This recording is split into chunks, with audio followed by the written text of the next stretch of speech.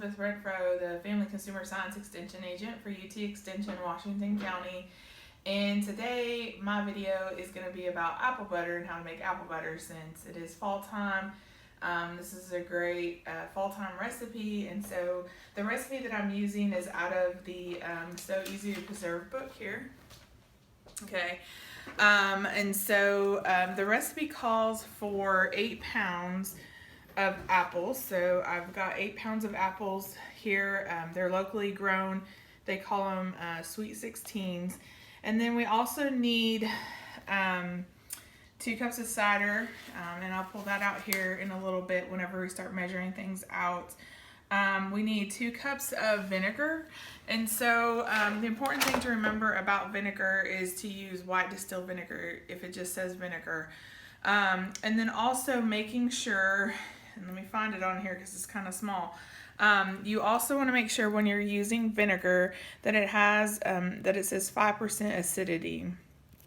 And so this is important for any type of canning. The other thing that you need is 2 1/4 cups of sugar, granulated sugar, and then 2 1/4 cups of packed brown sugar. And then we've got our spices here. So we got cinnamon and cloves for our spices. So the next thing that I'm going to show y'all really quick is the stove and getting our jars and all that ready. A couple of things of equipment that you need for apple butter, of course, it's anything that we would do with Waterbath canning, and I'll show you those things along the way too. But it's important that, you know, before you get started also is to make sure that you wash your jars, and so I've done that already. I've washed the jars, and I've also, you know, rinsed off my lids. And our lids, you want to make sure that they are a 2-piece lid. So you can see you've got the lid here and you've got the ring here.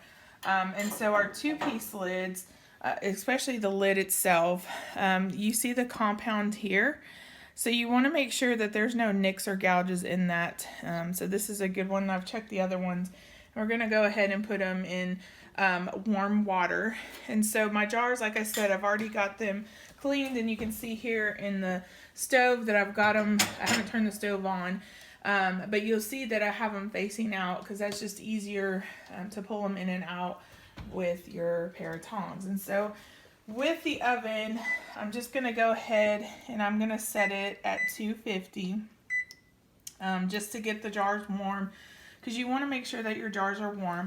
I've got my Waterbath canner here, and I've already filled it up with water, and you can see it's about halfway right now, a little bit of soap in there, and so I'll go ahead and cover that, and I'll go ahead and I will turn it on, and I will turn it on high just to get it boiling here.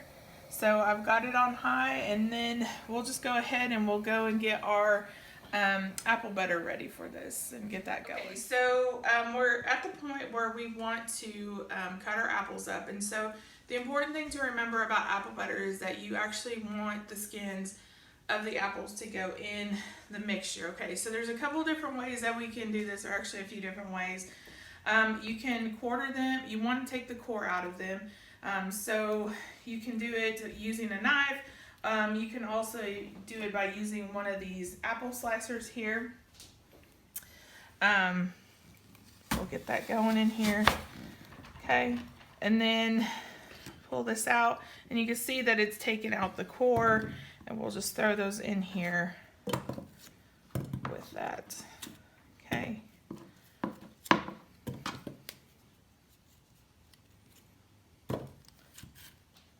We got our core, and we're just gonna throw that away. The other thing also is you can use one of these neat little apple things, and so it's a core and it's a slicer. And so basically what you do is you just rotate it, and it's gonna take the core out. And I've got a little bag here just to keep any of the debris to get out. And then we'll take it, and it makes little perfect rings. So if you like making apple pie filling, this is probably a good way to go because it makes those nice pretty rings, and we'll go ahead and we'll stick that in here with that.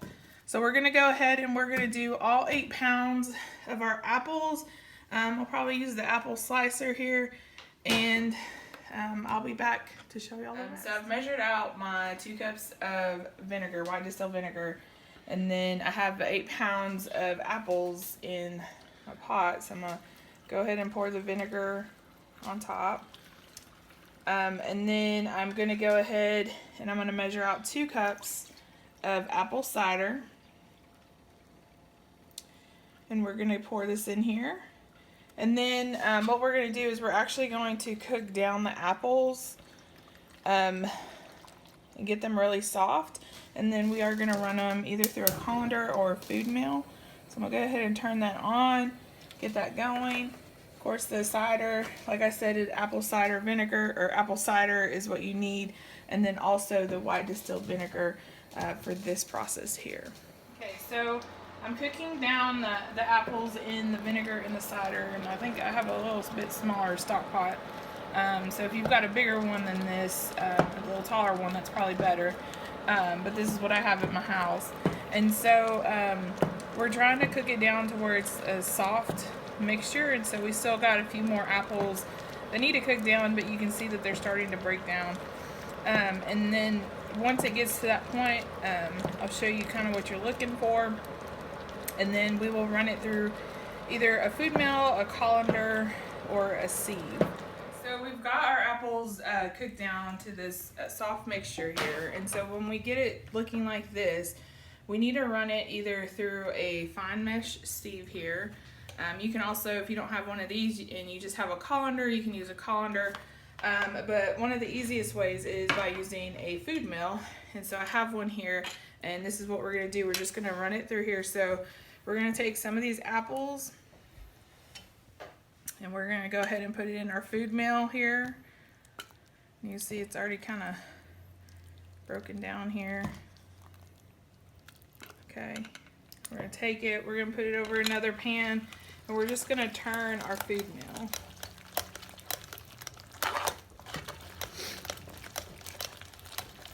And so a lot of steam coming up.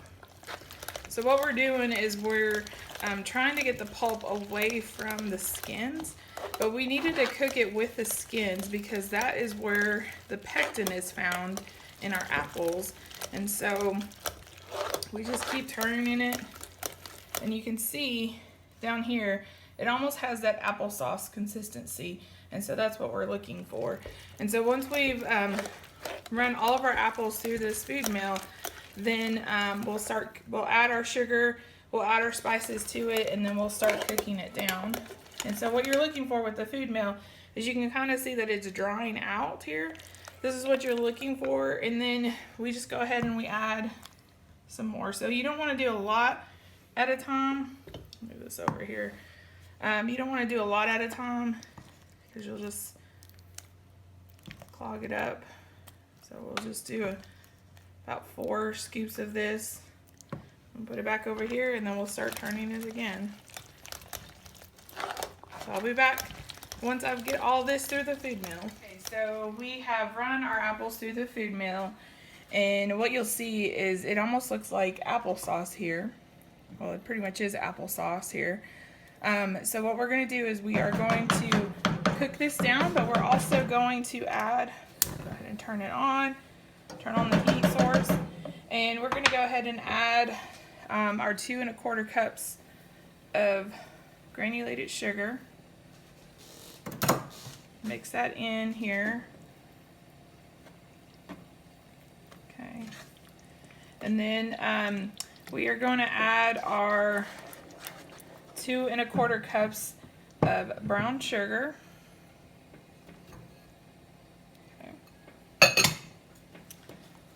We're going to mix that in here too.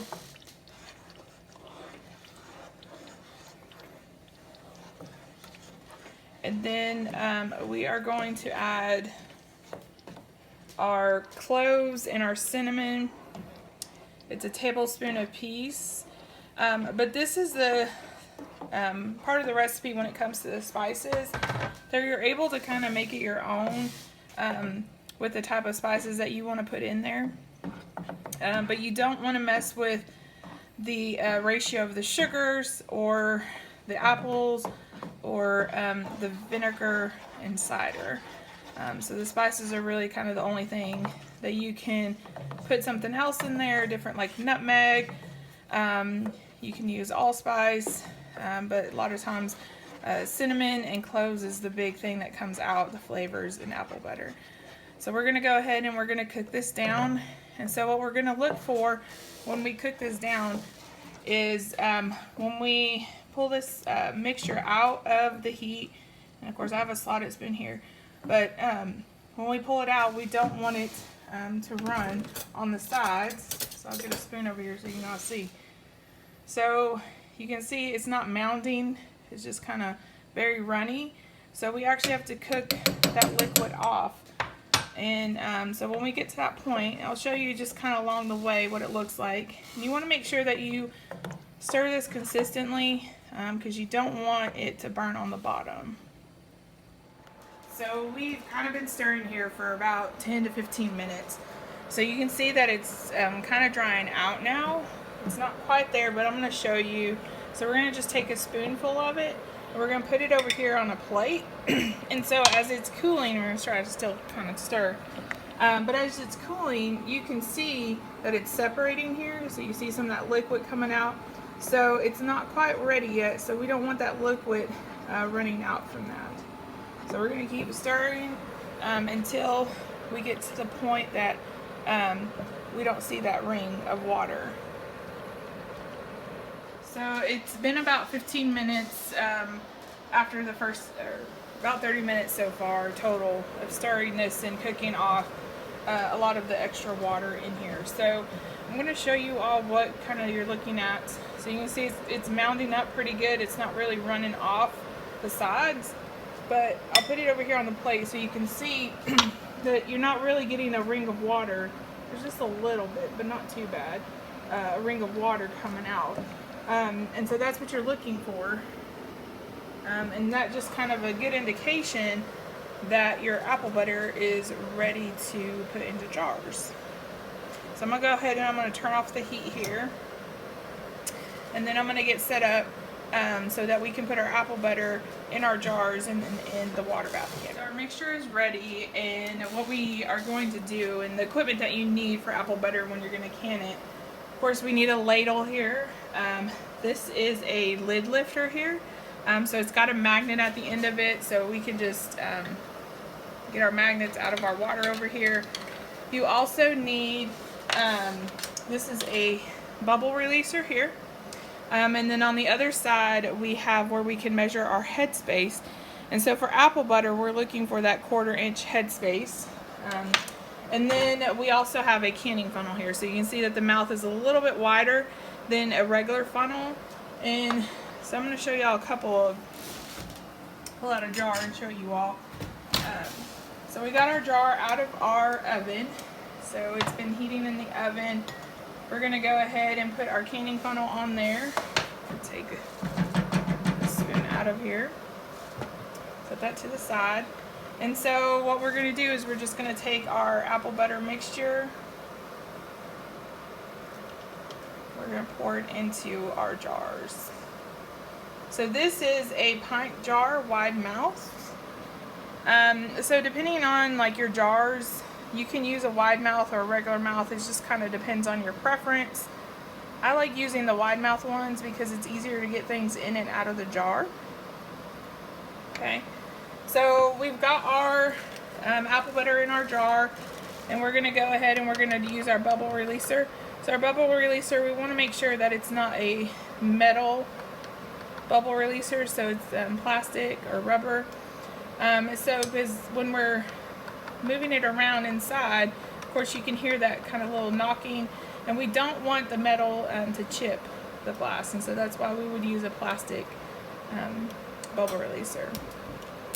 So also on here I showed you that there are the different little kind of steps here that tells you where a 1/4 inch, a 1/2 inch, 3/4 and a 1 inch. So when you're canning, We're usually going to use the 1 inch, a 1/2 inch, or a 1/4, but for apple butter we're going to be using that 1/4. So we would run it around the top of it, and you can see there's a little bit too much on that side. So what we would do is we would just grab a spoon here and we would just take a little bit out of that. Okay. So we're going to check it again, and you can see that it's just barely touching the top of that. And that's what we're looking for. Now and then you also need a wet paper towel to wipe the rim of the jar to get any of that excess pulp or that you may have gotten on the rim of the jar. So this is very warm here, so just be very careful. You can also use an oven mitt to kind of turn the jar. But if you just so happen to not have one of these little nifty measuring things here to tell you what an inch, a 1/2 inch, or a 1/4 inch is, you can actually use the rings of the jar here. So you can see this very top one, just right underneath it is a 1/4 inch. The second ring here, just right underneath it is 1/2 inch, and then just below this being main ring here is a 1 inch mark. So that's a way to help guide you to measure that headspace that you need for this. So I'm going to go ahead and I'm going to kind of wipe this off. I'm going to put the lid on here. I just grab one lid. I'm going to go ahead and put this on top. We're going to take our ring, we're going to tighten it down, and we're only going to do fingertip tight. So we don't want to rail it down on there, because if we do, we can actually kind of break that compound, and then we don't want that to happen. So we're going to go ahead and we're going to take our jar, we're going to lift it up, and we're going to put it inside here. And you can see our water is going right now. The lid to the side. So I'm going to turn down the heat a little bit, because you just kind of want it simmering right now. And so I'm going to go ahead and I'm going to load the rest of my jars. So when I do this, when I put my jars in here, you want to counterbalance it. So the next jar should go over here across from this first jar, and you just kind of make like a little X. So you're just going back and forth. So for this particular one, you should be able to fit 7 pint jars in here. And so I'm just going to go ahead and I'm going to fill this up, get it going. One of the other things also, so if you have hard water, one good thing to help prevent that white film around your jars is to put a little bit of vinegar. So you put about 2 tablespoons of vinegar in there, and that's just to help to keep the hard water from forming on the outside of your jars. So I'm going to go ahead and fill up the rest of my jars, and I will be back. I went ahead and I've lowered the jars down into the water, and so we've got about a 1 inch space of water on top of the lids of the jar. So that's what you're looking for, and I've turned the heat up on high. So I'll go ahead and I'll put the lid on there. So we're going to wait for it to get to a rolling boil, and then we're going to process it here in where I specifically live in Johnson City, Tennessee. It recommends to process it for at least 10 minutes. Now you notice here that I have a jar left over that doesn't have very much left, or didn't have very much in here, so we can't process this. And so we're just going to go ahead, I put a lid on it, I'm going to go ahead and stick it in the refrigerator, and we can enjoy it over the next few days. And then so we're just going to wait for that, and while we're kind of waiting on that, I'm going to clean up my mess, wipe this down, because you can kind of tell that there's a little bit of mess. The apple butter kind of popped out of the stock pot, so we're just going to go ahead and do that. So we've gotten our water bath at a rolling boil, as you can tell, and what we're going to go ahead and do is we are going to start the timer for 10 minutes, okay? And so once that goes off, then we will turn off the heat. We're going to let it set for 5 minutes in that water, and then we're going to go ahead and take it and put it onto a cutting board or kitchen towels or something like that. And it's been 10 minutes, and I'm going to go ahead, I'm going to turn off the heat here. Okay, so we've got the heat off, so you can see still a little bit of boiling. Go ahead and take the lid off, or you can leave the lid on. I'll just leave it on. And we're gonna let this sit here for 5 minutes. And so after 5 minutes, we're gonna go ahead and take this and transfer it onto our cutting board here to let them sit overnight. Our 5 minutes is up for our jars just to kind of sit here in the hot water. So we're gonna go ahead and I'm gonna take my jar lifter here and I'm just gonna lift my jar straight up. And have to do a little bit of maneuvering because there's not a lot of space in between. I'm gonna go ahead and take it and put it over. So when we were taking our jars out, we want to make sure that we don't tip them just to try to get the water out off the top of the lids of them. So the water is actually going to evaporate off. And so when we put our jars over, when we're gonna let them cool, we will we want to leave about 1 inch of space in between each one of them, just so that the air can flow through them and help them cool down quickly. So our jars, we're actually going to let them sit, and we'll check them tomorrow after they've been sitting for 12 to 24 hours. And we'll come back and we'll check them. We'll make sure that they're sealed, and then I'll show you the last steps that we need to do for our apple butter.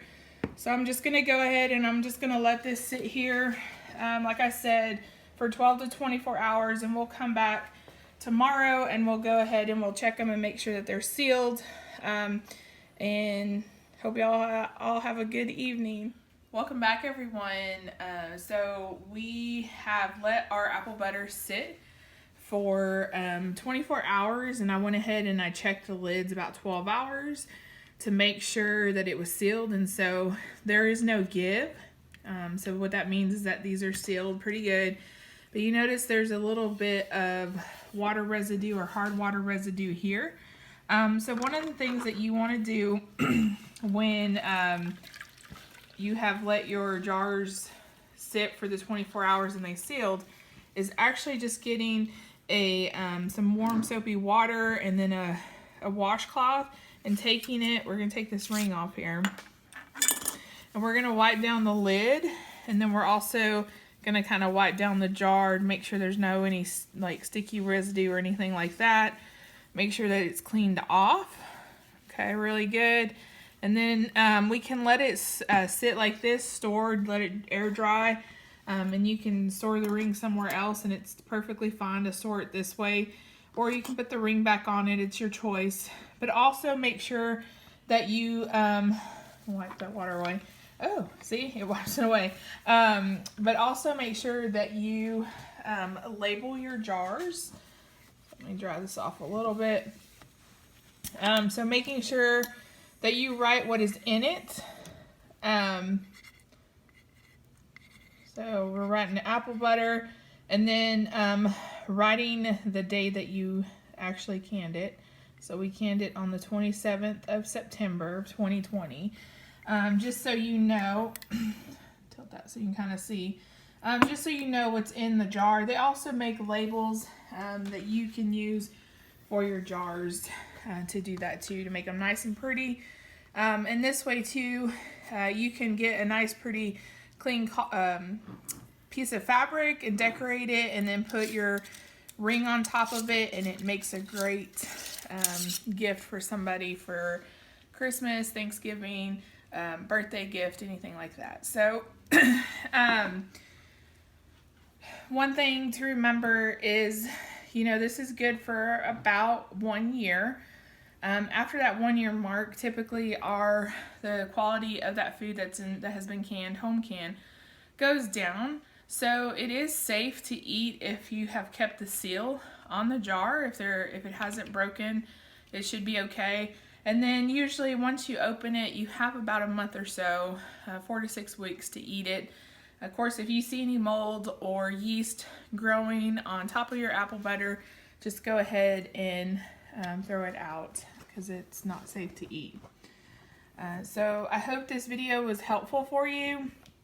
I'll also be posting the recipe that I used at the end of this video so that you all have that recipe. And then I'll also post a recipe for a reduced sugar apple butter.